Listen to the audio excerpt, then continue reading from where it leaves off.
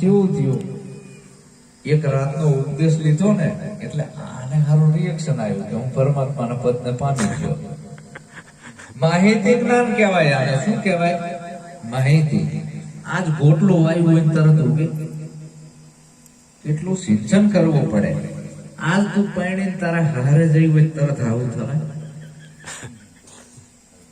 તારા જેવી પાણી જઈ હાવું આના જેવી. અને હાવુમાં છે ને ખાટલા ઉપર બેઠા હતા, આવરી ઓર્ડર કરે, આમ કરો તેમ કરો ફલાણું કરો આમ કરો. હંસા કે હે માં આ પદ સારું છે, આ મન હાવુનું પદ આપો.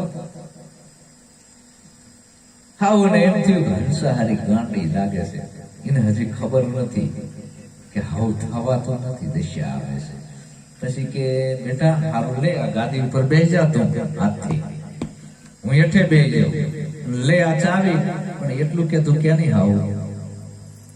હે હંસા તું હાવું કે નહીં? મારી હાવું, તારા દીકરાની હાવું? હંસા હલકા થઈ ગઈ. એ હાચું પોઠી પડી.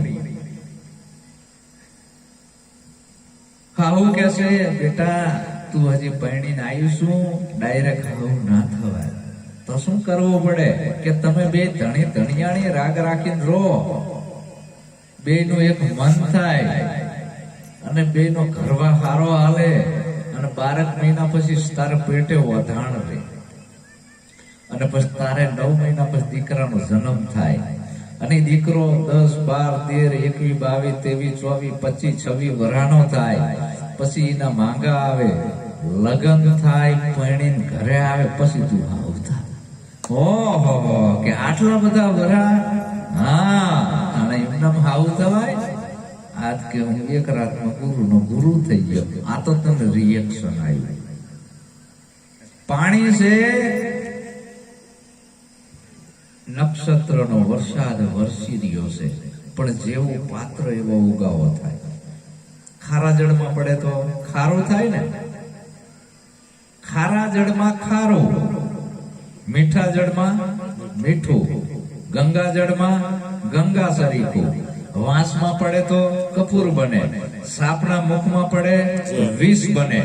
એમ આ ગુરુનો ઉપદેશ સાપ જેવા માણસ હોય એના મુખમાં પડે વિષ બને છે.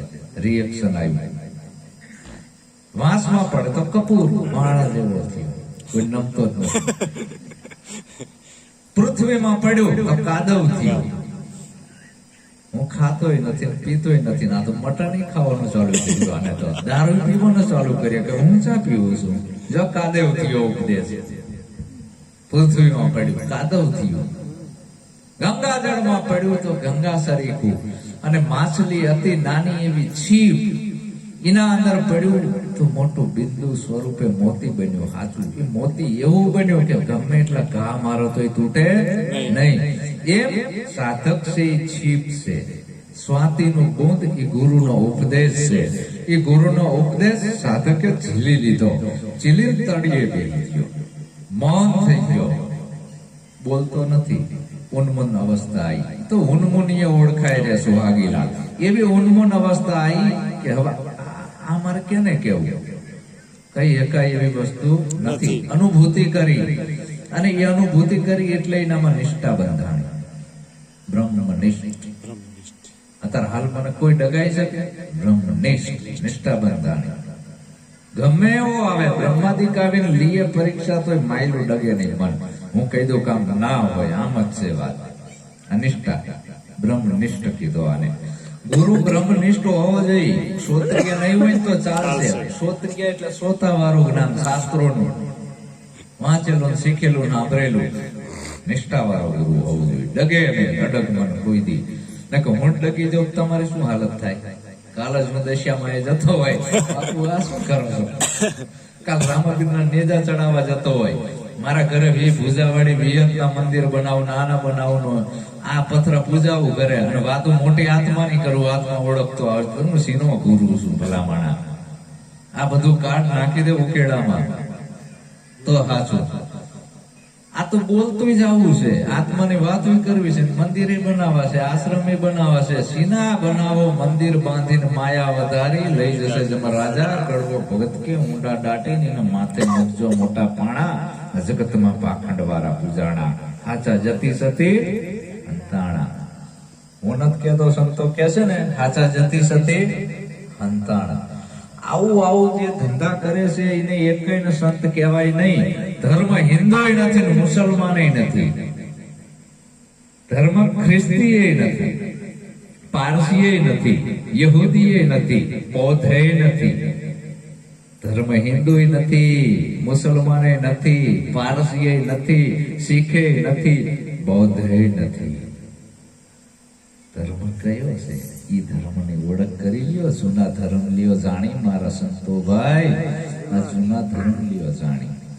આદિ અનાદિનો ધર્મ કે જેની ઉપર કોઈના હસ્તા અક્ષર નથી કે મારો બનાવેલ છે, જેના ઉપર કોઈના હસ્તા અક્ષર નથી, ઈ ધર્મની સદગુરુ ઓળખ કરાવે છે. ધર્મ ગુરુ નહીં. નિરાત સંપ્રદાયને કેટલા વર્ષ થયા? 350. કબીર પંથ ને 650, રોહિદાસ ને 650. એની પહેલા ધર્મ તો હતો ને. ભગવાન બુદ્ધ ને 2500, એની પહેલા ધર્મ હતો. કૃષ્ણ ને 5,500, એની પહેલા ધર્મ હતો.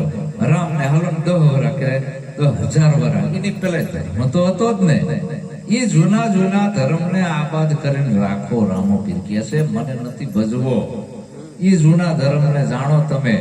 નતા ધરણી, નતા આકાશ, નતા નવલખ તારા, શ્વાસ ને ઉશ્વાસ દોઈ નતા. આ એવડી જ્યો તેદુનો ધર્મ છે. એને જાણી લ્યો. ધર્મ ને પેટમાં નથી નાખવાનો.